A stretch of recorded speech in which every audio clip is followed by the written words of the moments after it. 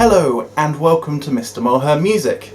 Today we are going to have a look at time signatures, and your task is going to be to fill in the missing notes in a bar. That will make sense very soon. But first, you're going to need to use note values. So let's do a quick recap. The semi-breve, hopefully you know this, is held for 4 beats and it looks like a squished circle. The next note value is a minim.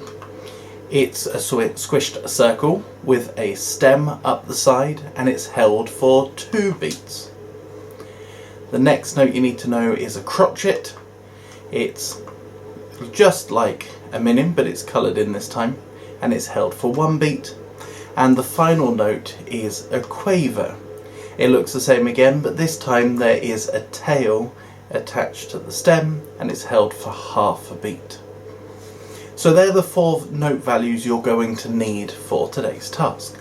The other thing you need to know is if there's 2 quavers together, instead of both of them having a tail, the tail can be taken away and joined together instead. You're also going to need to know how to draw a treble clef. If you don't know how to draw a treble clef, I'm going to put up a separate video on how to draw it, so have a look at that after this video. So, more recap for you. The stems of notes. When we've got semi-breves, they can go anywhere on the stave. They don't have tails. That's fine. When we've got minims, up to the middle line, the stems go up. And from the middle line onwards, the stems go down. So you can see here, that's how they would look. And this is so it looks neater on the stave. If not, you'd have lots of stems sticking up too high or down too low. Next, if we've got crotchets, they're the same. Stems go up to the middle line, stems go down from the middle line upwards.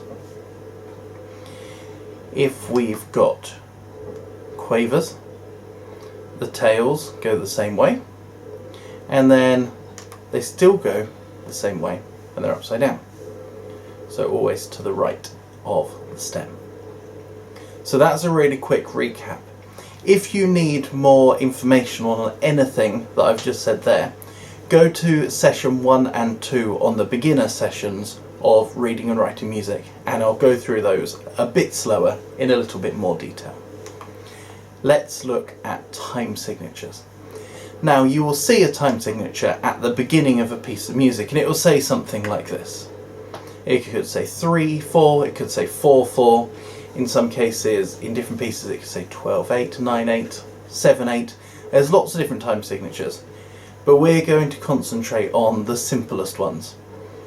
So what do the 2 numbers mean? Well, the number on top is how many beats there are in a bar. So if we were doing a piece of music in 3 beats, there would be 3 beats in the bar. And the bottom number is the type of beat that is used. So we don't need to worry too much about the bottom number for what we're doing today, because we've got 4 on the bottom, which means crotchet beats. So we've got 3 crotchet beats. That is what 3/4 means. 3 crotchet beats in a bar. So I'm going to set you quite a difficult task. Are you ready? Let's go through some examples together. I have bars of music written out for you with notes missing. Now, the first thing you need to look at for this task is the time signature. So we can see this piece is in 4/4 time. That means everything in the bar needs to add up to 4.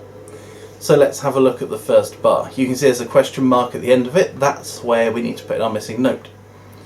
So what have we got here? We've got 3 crotchets. We know crotchets are worth 1 beat each.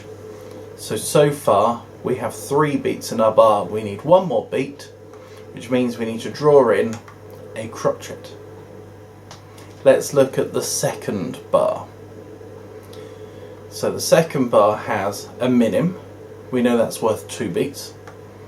And it also has a crotchet worth 1 beat. So again, we've got 3 beats. So our missing beat must be, have you got it? A crotchet. So it adds up to 4 beats. Now our next bar is a little bit more tricky. So there we have, to start with, 4 quavers. They're worth half a beat each, so we've got 2 beats. Following that, so that's 4 quavers all joined together, we've got a quaver by itself. So we've now got 2.5 beats, and we've got a crotchet. That's worth 1 beat. So we've got 3.5 beats. To make the bar up to 4/4, we need half a beat more, which means we need to add a quaver to our bar. Do you understand this yet? Hopefully. Let's look at a different example. And this time, check the time signature first. We are in 3/4. And let's break down the first bar. We have 2 beats in there already, and what are they? We've got 2 crotchets, 1 beat each, 1, 2, means we need to add 1 more beat to our bar, so 1 more crotchet. Next bar, we've got 1 note there already. It's a crotchet, so it's worth 1 beat. We need to make the bar up to 3 beats, so if we're going to add 1 note, we would add a minim, because that adds up to 3. Now, for tasks on your sheet where I've put the notes in different places, you can choose which line or space you put your note in. It's up to you. Make sure your tails go the right way. Let's look at this last bar. So we've got 2 quavers, so half a beat each, that's 1 beat so far. We've then got a crotchet, that's another beat, so we've got 2 beats. Then we've got a quaver, that's half a beat. So we've got 2.5 beats. We need half a beat more, which must mean we add a quaver. So it's now over to you. If you haven't got the worksheet yet, you can print it off. The description box below has a link to the worksheet. This is quite a challenge, so if you need to, you can write how many beats each note is worth underneath of it, so you can see it. It might make it a bit clearer for you. But there we go. Enjoy your challenge.